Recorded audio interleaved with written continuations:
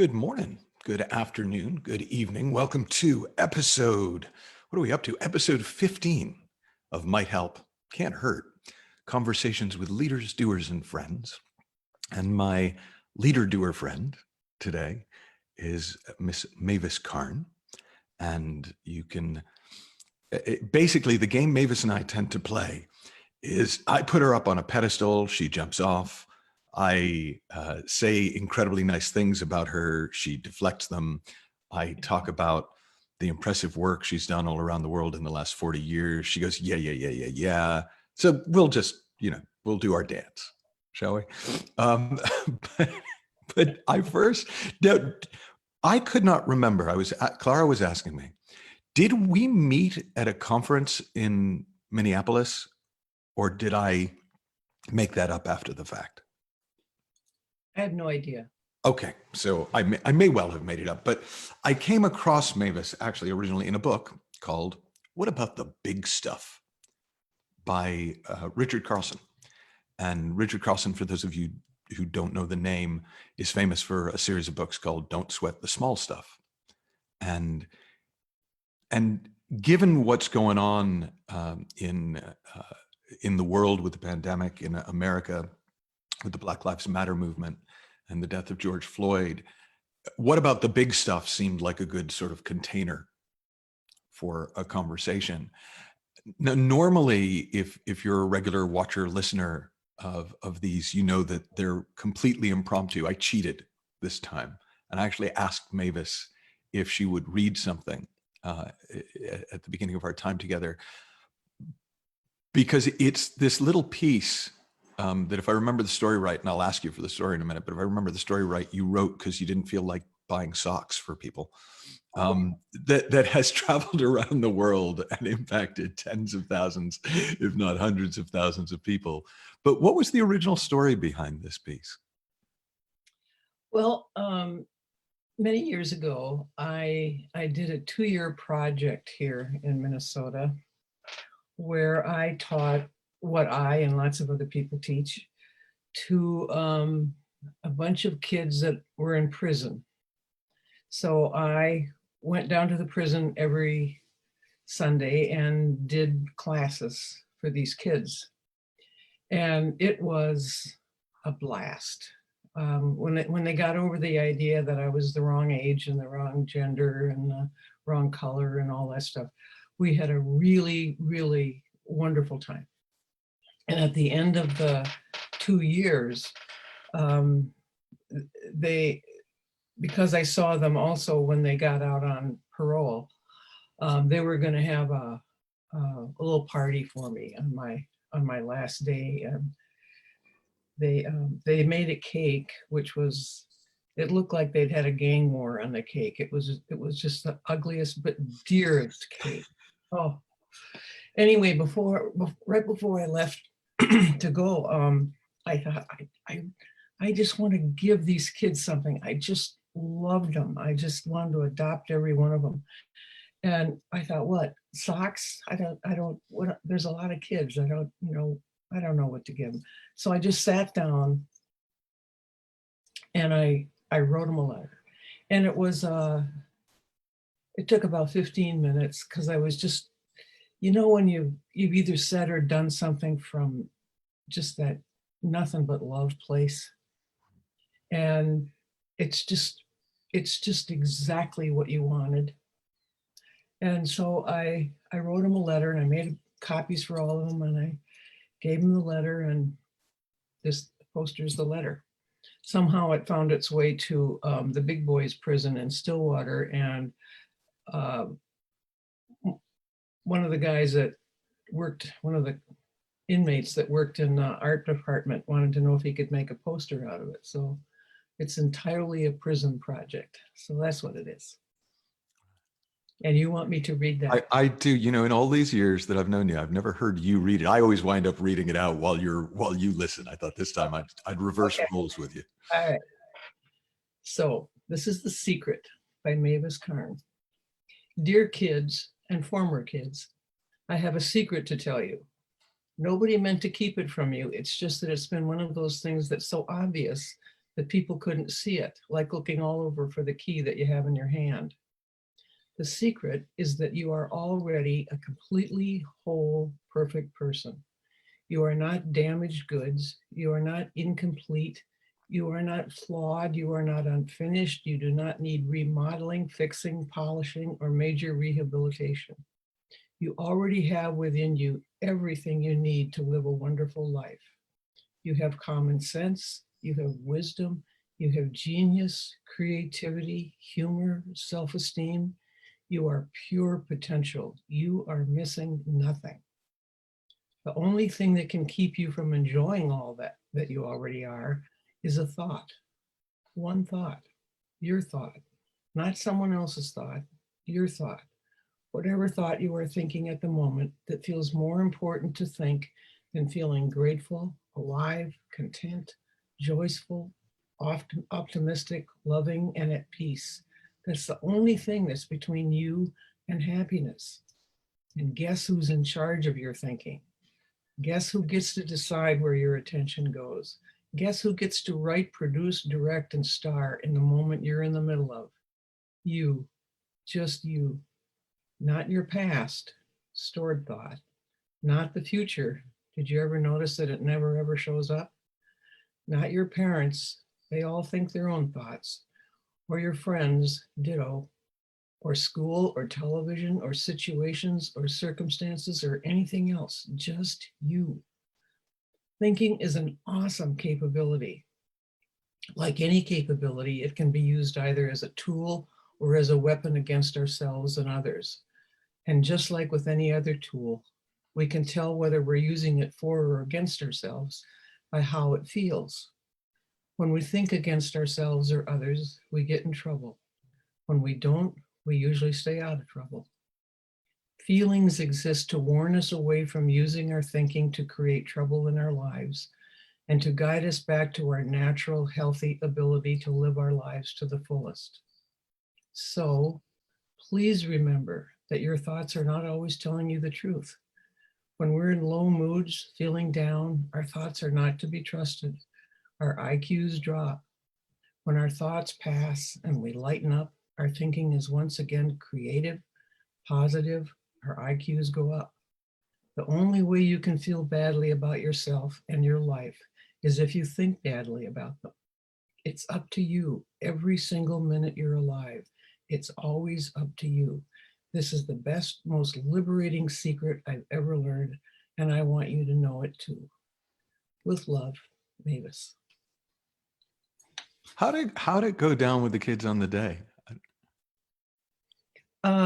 Well, it depends on whether they were eating cake or giving each other garbage or whatever, I don't know. Right. I didn't ask them. I did meet a kid some years later that had been in that program, and he stopped by and we went out to lunch, and he opened up his billfold and he had the letter folded up in his billfold. He'd been carrying it around. And that might have been the only kid that it made any difference. I don't know. Somehow though, one of the letters got to the prison. Yeah. And I don't know how that happened. So, it's kind of like my work. I can just tell people who they are and how beautifully they're made, but I don't get to decide if they listened or if they do anything with it. That part isn't any of my business, actually. So one of the things you said kind of quite casually was, that at first these kids, saw that you were the wrong color, the wrong age, the wrong sex. And then once we got past that, how do you get past that? How did you get past that? Oh, I think I just fortunately knew enough not to take it personally. Right. That's just what people do. If I didn't know what I know, I probably wouldn't have come back. I thought, well, this is not going to work. My God, those are nasty people. But it's not that I enjoyed it. I mean, I've never been called so many god awful names in my life under the breath because there's guards around. But it was understandable. they would not immediately see me as, oh, yay, Mavis is here. Like, why would they feel that way? So I don't mean I enjoyed it, but that's different than taking it personally, I think. Right. And by the end, they were calling you OG. Yes.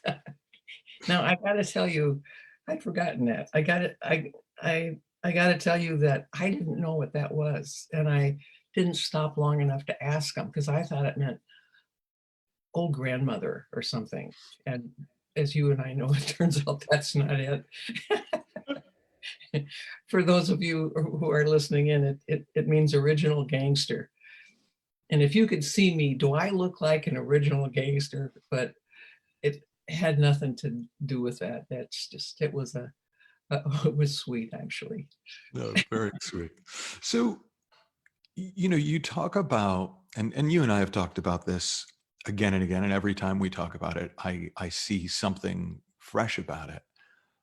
That all you do, I'm using air quotes, people, all you do is just share what you've seen about the kind of magnificence of who we are, and people either hear or don't hear. But how,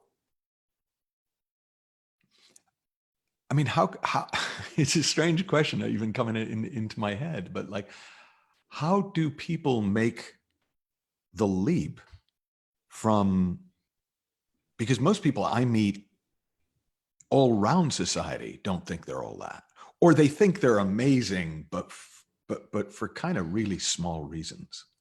Mhm.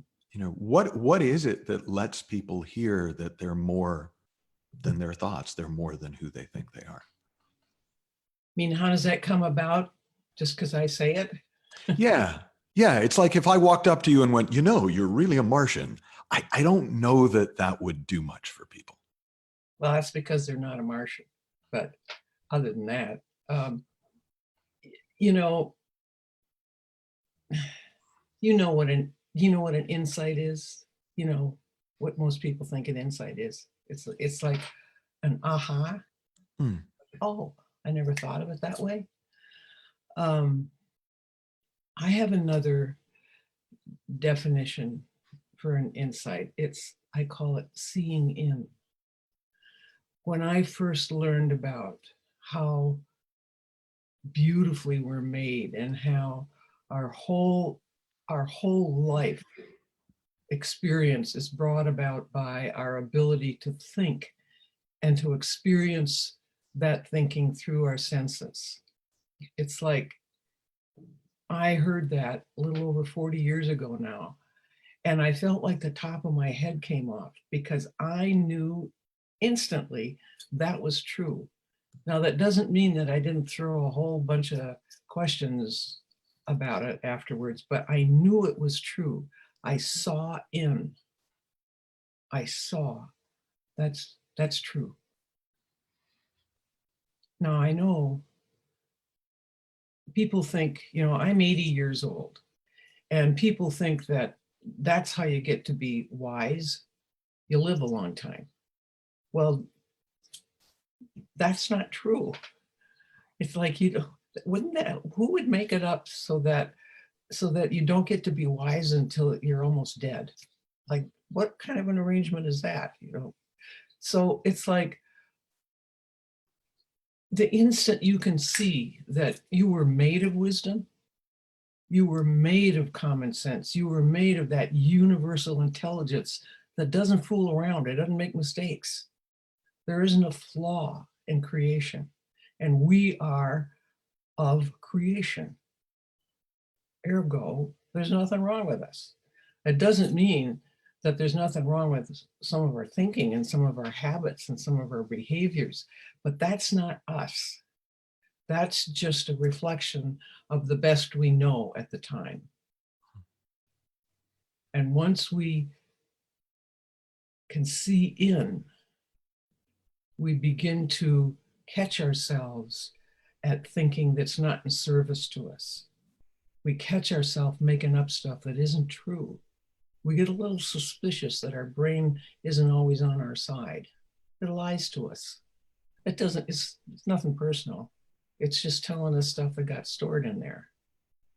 So once you kind of catch on to that, you start cleaning the attic. You start seeing, whoa, I'm not what I thought I was. I'm a way bigger deal than that. And so is everybody. I'm not better than or worse than anybody else.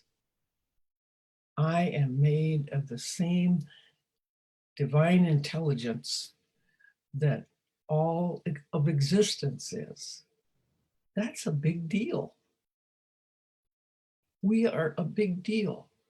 We aren't our bad habits. We aren't our pasts. We're not our bad behaviors. We're not, like you talk about a pedestal. I'm afraid of heights. I don't live on a pedestal. It's like I didn't put me there. It's like you don't want to. I'm going to beat you up a little bit here. You don't want to do that with anybody. It's like people don't have anything you don't have. If when I'm passing this information on, I don't want people to think I'm the information. I'm just telling them, when you look at me, you're seeing what you know. You know what I know. I just lucked out and know I know it. And I trust it implicitly. It doesn't mean that more often than I'd like, some stupid ass thoughts come into my head. They do. But you know what the difference is now, Michael? I don't care. Yeah. I know they're just stupid ass thoughts, and I lose interest in them pretty quickly because they don't feel right. They're sour. They're itchy. I don't want them for lunch, Now, there's a expression, and I've heard a lot of variations on it, but the phrase that comes to mind that was sort of the funniest to me was, "Are you trying to turn us into bliss ninnies?" and the reason I bring that up in the context of what about the big stuff is I've had a number of people struggle with the fact that they kind of know they could be feeling peace right now, but they don't want to, because they think if they feel peace, they'll leave the world to its own devices, and they don't want to leave the world to its own devices. So would it be true that they think that being peaceful is not caring? I think part of it would be peaceful is not caring, and part of it would be peaceful is not active. Oh, okay. There's a lot of folks from the past that, like the Buddha and Christ and some other good folks. I wonder what they would say about that. Being loving and peaceful is not powerful and helpful and useful and kind and about the best thing you could do. You don't get stupid if you're peaceful. There is room for wisdom and positive response and the right next step. When we're worried and angry and frustrated and full of reactivity, we get a little blind, and we usually act out of habit instead of wisdom. I remember the first time, I don't know if I told you this, Michael. I remember this was years and years and years ago now. My office was in a medical building downtown Minneapolis, and there was this beautiful park across the street. And when I had time, I used to go out and just walk around a bit. And one day, it was the summertime, and I walked out into the park, and this was a few years after I'd kind of learned how it was constructed. And I walked into the park and I just gotten a few feet into the park and I heard this yelling and screaming obscenities. And I looked around, and a few yards away, there was a guy sitting on a park bench, and he probably, didn't ask him, but he was probably a homeless guy, because he was wearing kind of everything he owned and had a bunch of bags sitting on the ground, and he was yelling at me, right? And okay, now this part, to this day, I don't know what happened. I went over and I sat down by him and I said something like, "Boy, it sounds like you're having a bad day." And he kind of, blinked and looked at me and he said, "Yeah, man." And he started to, I think he was telling me about his bad day, but he was probably pretty inebriated, and slurred. I caught little pieces of it, but he talked for, I don't know, a few minutes about his bad day, and God, my heart just went out to him. He just looked just absolutely defeated. And I didn't have anything to say because I didn't know exactly what he was saying. So I just listened to him. And the more I listened to him, the more I thought, oh man, I wish he knew who he was. But then he kind of stopped and I said, "Well, I'm so sorry that all that happened to you. I hope things get better." And he looked at me and he says, "Oh, yeah, well, you're a nice lady." And that's all he said. So I just kind of wished him well and I went on my walk, and I was just thinking about him. And then all of a sudden I stopped and I thought, wait a minute, that is not how I usually would have handled that. I usually would have kind of looked around to see if the park police were there, or if I was feeling particularly cranky, I would have yelled back at him or something. I don't know, but I would not have gone over and sat down by him. That is not what I would have done. And I was stunned. I just stood there thinking, what, how did that happen? And all I know now about it is that that was just the right next step in that moment. And for whatever reason, I don't mean I intellectually knew it. At a deeper level, that I knew that was the right. I followed that. Now, all I'm saying about that is that our personal intelligence would talk us out of that, or think about it or whatever, and we might make a different decision. But who we really are knows better, knows. And I'm not saying it would always be the right thing to do to go and sit. I'm not saying that. In that moment, that was the right thing to do. At a deeper level, at that intelligence that we're made of, we know. And that is not inactive. That is not careless. That is not uncaring. That is us being who we really are. And that's the most powerful thing on earth. The probably biggest thing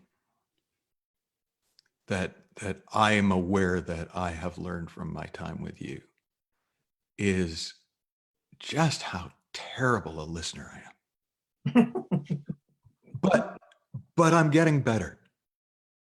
And I remember one of the ways you put it recently was, everybody really needs a good listening to. Yeah. And so what for you is the essence of a good listening? Can I ask you something first? Yeah, of course. What have you noticed about your listening, if it's gotten better? What have you seen? Well, I think the first thing I saw was how little I heard. like how much of my time was spent in my head judging, but not saying my judgments, because that would be wrong, and arguing, but often holding back from my argument because that would be wrong. And just that most of the time I was listening to myself, kind of waiting for my turn. Yeah. Then as it's changed, as that stopped looking like a good idea, it's not even that I hear more in terms of the words, because the words were going in. I was pretty good at carrying a conversation. It's I feel them and I know stuff. Like I can feel them. I feel a sort of a connection that I used to associate being with Nina, my wife, or being with the dog sometimes, where like we're just there together. But then sometimes I just know stuff. I remember talking to this very important businessman, and he wanted me to know he was a very important businessman, and he probably was a very important businessman. And I'm listening to him in this kind of way that was unfamiliar to me, but I recognized. And I suddenly got, oh my God, you're a sweetheart. Like that was the last thing I would have thought about him, but I felt him somehow. And suddenly the whole conversation shifted because I wasn't now listening to an egotistical business guy. I was listening to this sweetheart who obviously for some reason felt he needed to present himself as important. And it totally changed the dynamic. And it totally changed where the conversation went. Bravo. Thank you. Yeah. So you just described the difference between listening to your own mental activity while you think you're listening to someone else versus changing your stance, making it more important to understand what this person is trying to get across to you than any thinking that you're doing about it. Deciding that.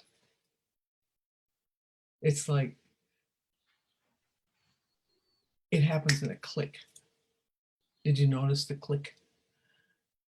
There was an absolute click. I mean, I didn't have that word for it, but it literally was this one moment of going, oh, you're a sweetheart. Yeah, because you heard him, not his, you didn't get caught up in his words, you heard him. It's like, once you've decided that it's more important for you to understand someone else, to just hear what's in their heart. Once you've decided that that's how you want to listen, that's what happens. Because you can feel the noise in your head. Well, he's just a this or that, or do I agree with that or not agree with it? Well, I wish they'd shut up so I could tell them this and this and this, or you get defensive and you're waiting for them to be quiet so you can present your side of the thing, or you're not distracted, you're not trying to remember something, you're not doing all that mental activity, because that starts feeling not right. So what happened to you is you started off for a few seconds with the old, noticed, and you let go of all of that. And what was left is listening until you could feel this, what I call it, this golden cord between your heart and theirs. And that's what a sweetheart. Or, I get it. And you may not even know what you get, but you get it. Yeah, you told a story once about a kid in prison you were listening to like that, who didn't like it at all. Oh yeah, I forgot that. I forgot. That was cool. I was the kids got to be outside in the commons area, and some of the kids were playing basketball, and I was sitting with this this kid, and he I he was just laughing at a bunch of, and was just kind of a bunch of kind of egotistical, I'm a tough guy stuff. And I was just listening to him, and I wasn't there to correct him, or we were just watching basketball. And so I was just listening and listening. And at one point he said, "Stop that." I said, "What? What? Stop what?" And he said, "The way you're listening to me." And I said, "Well, what's wrong with the way I'm listening to you?" And he said, "Well, it makes me feel like I have to tell the truth." I about rolled down the hill. I was laughing so hard. It was just, I said, "Well, we can't have that." You don't want to be walking around telling the truth. But it was, honestly, I was just listening to him. And I was kind of like you. I thought he was the cutest thing. And he was the cutest thing. He just didn't know who he was. And he was in his head. Now, is there, and I know the textbook answer to this one is no, but I kind of want to hear your answer, even if it's also no. Is there anyone who can't wake up to who they are, who can't see that, or who has a different version of it, or like, are we really all of this? So the question might be, is there anyone that's incapable of having an insight? Well, that kind of an insight, I guess. Yeah. Any kind of an insight? No. It doesn't mean they're going to. It doesn't mean that. But no, if I believed that, I couldn't believe what I know. That we are just, we get so enamored of technology and all the, our phones. Oh my God, it's got this app and this app, and I can do this and I can do that. And it's nothing compared to the apps built into a human being. Absolutely. Just imagine that we can, in a split second, see something that we never saw before. We can, in a split second, have a thought that didn't come from our brain. It came to it. Now that's an app. We have emotions that 24/7 are letting us know the quality of the experience we're creating with our thinking. 24/7. They're always letting us know that the way we're thinking feels like this. Is that an app or what? And if we didn't know we had that, then we'd be stuck believing everything we think. And who can stay out of trouble doing that? Isn't that amazing? It's just amazing. Who thought all that up? It's like, I think I told you this.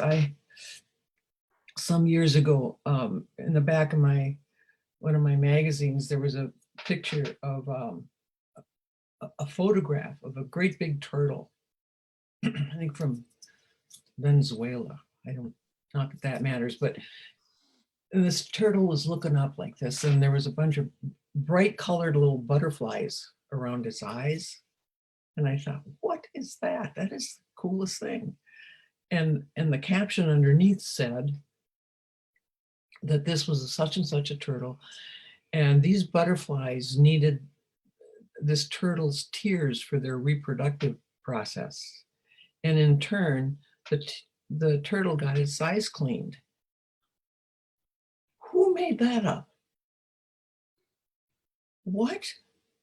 It's like, and that's just one tiny little bit of nature. Imagine what's possible for us. we just didn't know that there's nothing wrong with us. There's lots wrong with lots of our thinking, but that's not us. I mean, we should, once we wake up to that, once we just get it, that our best thoughts about ourselves aren't even close to how perfect we are.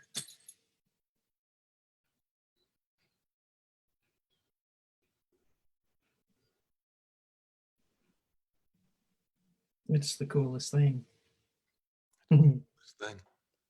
I'm going to go sideways a little. I spent half an hour last night Googling you because I couldn't find a bio. Like I knew I had one at one point for something else that we did a few years back, and you literally your cybersecurity team have done a great job of scrubbing you, so that you don't actually exist. But what I remember from when I did see a bio of you a few years back is that you were involved in some kind of project with Bishop Desmond Tutu. Oh no, it wasn't a project. I just got invited through a friend. I got invited to dinner at his home, but the project was a friend of mine had a small little thing, and we went to Africa a few times to help the women in Kayalicha, which is one of those kind of shanty towns that have grown up around the big cities. People have come down from the wars and the famines in the north and live in these, and there's millions of people living in these cardboard homes and so forth. And my friend had one of her good friends was Archbishop Tutu's daughter, Naomi. And she invited us over, and Archbishop Tutu's been one of my heroes for a long, long time. He's about this big. And for those of you listening and not watching, that was about 1.5 inches tall. He's just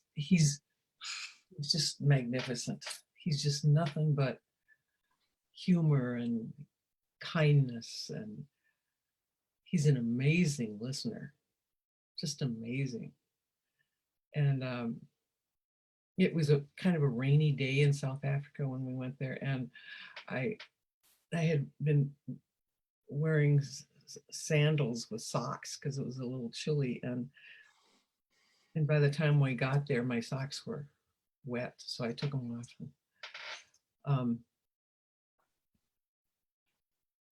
And I can't remember how it came about, but somehow or other, I guess I was carrying my socks or something, but he said, "You don't have any socks on." And I told him that's what he said when he opened the door.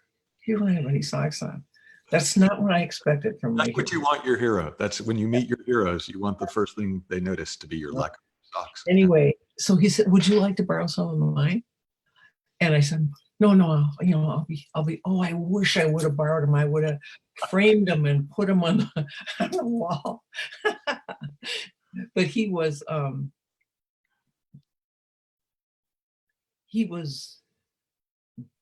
better than I thought he was.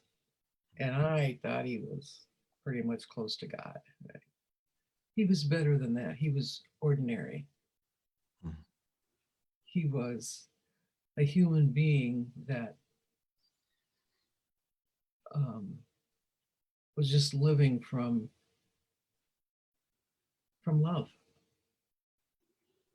And he used to stand at the door of the cathedral, of which he was the archbishop. And when the South African police during apartheid would come and try to get him to give up some of the people that were in sanctuary in the cathedral.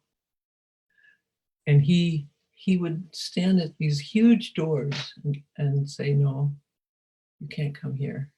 And they could have just gone, like, flicked them off, but they never went by him. Mm-hmm. Now that's powerful. And he wasn't being unkind. He was just saying, no, this is God's house. They're safe here. And he did that time after time, go into the middle of really dangerous things and just go with love and purpose. He was an ordinary human being that knew who he was. Right? That's who we are. We don't want to think that other people are made of better stuff than us. We're all made of the same thing. We all have capabilities that we would just be astonished to know. I'm not sure genuinely if this is a stupid question or not, so I'm going to go with it. But if somebody's listening, they want to make a shift from purposeful anger to purposeful love. How do they do that? Like, they don't want to just go to love without purpose.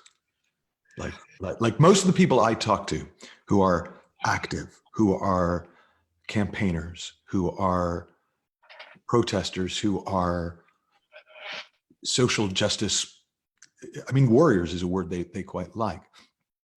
They, of course, they'd love to feel peaceful, but they're almost terrified that if they let themselves, they'll abandon the cause. How do you make that shift? I just think it's the other way around. It's like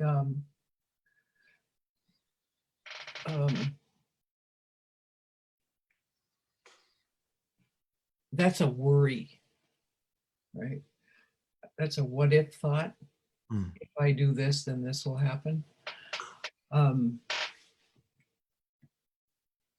What if the most powerful thing you can bring to any interaction is love? I don't mean personal affection. I don't mean that. I mean, I don't mean I love this person because they're tall or they're short or they're cute or they're good at this or whatever. I don't mean that. I mean the deepest, kindest feeling you can be in. What if you bring that? What if you just, even if you don't believe it, if you entertain the idea that you could be the one person in any interaction that brings the nicest feeling you can,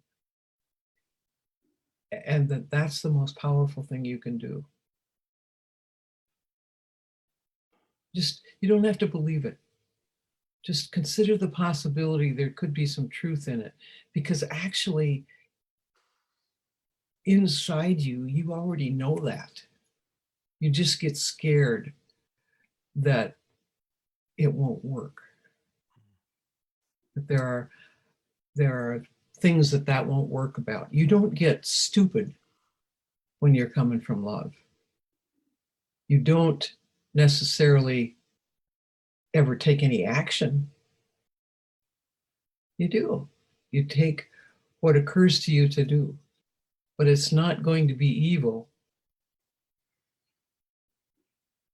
It's not going to be violent, but it's going to be powerful. But it won't feel like that. It'll just feel like you're just being yourself. If I remember, you mentioned Richard Carlson earlier.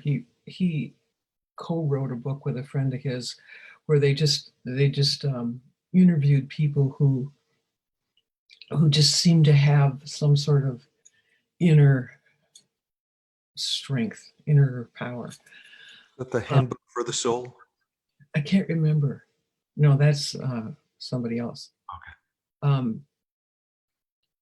Anyway, he talked about a man that, his name was Carl Rogers. He was a psychologist long time ago. Anyway, he believed in unconditional positive regard towards his clients. And That's a wonderful phrase, isn't it? Unconditional positive regard. Anyway, Dr. Rogers was doing this big demonstration in front of all kinds of shrink type folks, and he was gonna do an interview with a client, and it was just Dr. Rogers and the client on the stage, and he was about to start the interview, and he turned towards his client, and then he stopped and he turned back and he said, "I just realized something."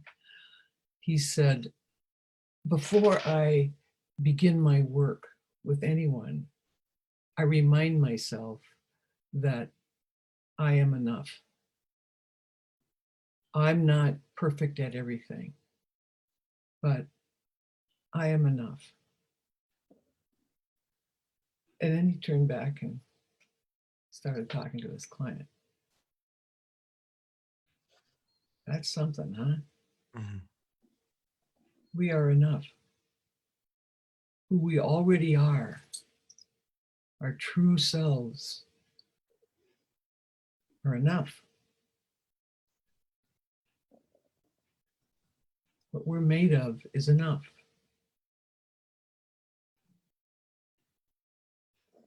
And we're all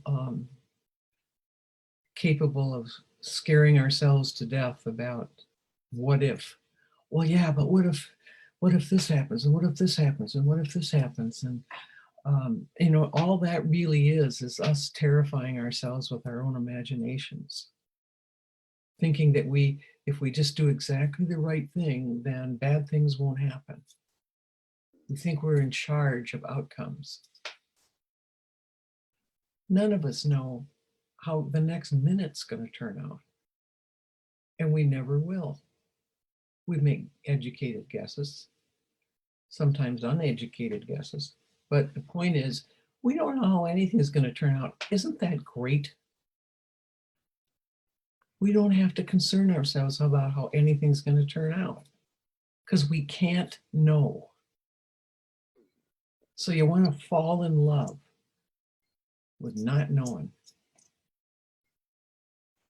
Just be who you already are, because you're enough. It doesn't mean we don't march. It doesn't mean we don't hold our leaders' feet to the fire. It doesn't mean that we don't do what needs doing. But when we do it from who we really are, there's power behind it instead of noise and ego and judgment and watch out for the others.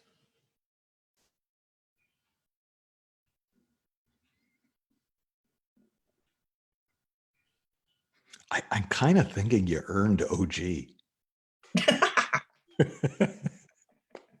Mavis, it has been, as always, an absolute pleasure. Thank you so much for Thanks for inviting me. coming to be with me. Take good care. You too. I'll talk with you soon. Bye. Bye.